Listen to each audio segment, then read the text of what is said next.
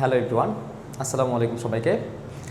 আজকে আমরা নবম দশম শ্রেণীর বল অধ্যায়ের একটা ইম্পর্টেন্ট সূত্র নিয়ে আলোচনা করব। এই সূত্রটা হচ্ছে F = ma। তো আমরা দেখব যে এই সূত্রটা কোথা থেকে আসলো, যে এটার প্রমাণ কিভাবে হয়, এটা কীভাবে অ্যাপ্লাই করতে হয়, এটা আমরা দেখব। এটা কিন্তু একটা বিখ্যাত সমীকরণ।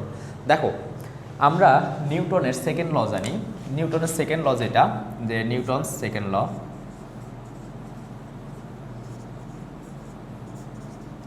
তো সেকেন্ড ল বলছে বস্তুর ভরবেগের পরিবর্তনের হার উহার উপর প্রযুক্ত বলের সমানুপাতিক এবং বল যেদিকে ক্রিয়া করে বস্তুর ভরবেগের পরিবর্তনও সেদিকে ঘটে।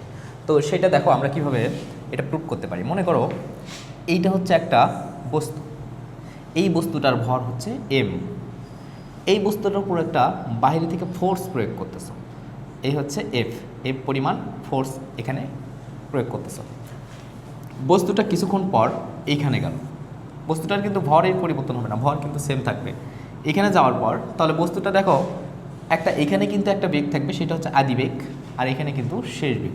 তাহলে দেখো একটা বস্তুর উপর f মানের বল প্রয়োগ করলাম, করে আদি বেগ ছিল u এবং শেষ বেগ হচ্ছে v, এবং এইটুকুতে কিন্তু একটা সময় ক্রিয়া করছে, এই সময়টা হচ্ছে t। তাহলে t সময়ে বস্তুটা u বেগ থেকে শেষ বেগ হয়েছে v। এখন কথা হচ্ছে নিউটনের যে সেকেন্ড ল বলতেছে বস্তুর ভরবেগের পরিবর্তনের হার উহার উপর প্রযুক্ত বলের সমানুপাতিক। তাহলে দেখো আমি যদি আদি ভরবেগ বের করি, বস্তুটার আদি ভরবেগ, দেখো আদি ভরবেগ কি হবে, এই দুইটার গুণফল mu, এবং শেষ ভরবেগ যেটা হবে এটা হচ্ছে এই দুইটার গুণফল। এখন ভরবেগের পরিবর্তন, দেখো ভরবেগের পরিবর্তন কি হবে, তো ভরবেগের পরিবর্তন যেটা হবে সেটা হচ্ছে শেষটা থেকে আদিটা বাদ, তাহলে mv - mu। এরপর আমাদের কিন্তু নিউটনের সূত্রে যেটা বলছে বস্তুর ভরবেগের পরিবর্তন হার উহার উপর প্রযুক্ত বলের সমানুপাতিক। তাহলে উহার উপর প্রযুক্ত বলের সমানুপাতিক কার পরিবর্তনের হার, ভরবেগের পরিবর্তনের হার। আমরা কিন্তু এখানে লিখলাম ভরবেগের পরিবর্তন, তাহলে ভরবেগের পরিবর্তনের হার কি হতে পারে, পরিবর্তনের হারটা হবে যা আছে সেটাকে আমরা সময় দিয়ে ভাগ দেব, হার মানে সময় দিয়ে ভাগ। এখন দেখো আমরা কিন্তু এইটুকু পর্যন্ত পেয়ে গেছি। এখন আমাদের সূত্রে লাস্টে যেটা বলছে যে বস্তুর ভরবেগের এই পরিবর্তনের হারটা ইহার উপর প্রযুক্ত বলের সমানুপাতিক, তার মানে এই f এর সমানুপাতিক। তাহলে আমরা এখন ইকুয়েশনটা সলভ করব। দেখো এটার সমানুপাতিক, তাহলে সূত্র বলছে, তো এই শর্ত মতে f সমানুপাতিক mv - mu / t, বা f, এখানে আমি একটা সমানুপাতিক ধ্রুবক দিতে পারি, যেহেতু সমান দিলাম k, আর এই দুইটার মধ্যে থেকে m কমন নিলাম, তাহলে হয় v - u / t। তখন আমরা লিখতে পারি km। দেখো এইটা কিন্তু একটা সূত্র ছিল a = v - u / t, তাহলে এটা হচ্ছে a। তাহলে কিন্তু আমরা পেলাম f = kma, কিন্তু আমাদের প্রমাণ করতে হবে f = ma, f = ma।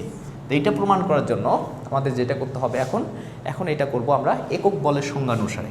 একক বলের সংজ্ঞানুসারে এটা বলতে কি বোঝায়, বস্তুটার ভর যদি 1 কেজি হয় এবং এই বস্তুর উপর যে পরিমাণ বল প্রয়োগ করলে বস্তুটার ত্বরণ হবে 1 মিটার/সেকেন্ড স্কয়ার, ওই পরিমাণ বলকে বলা হয় 1 নিউটন।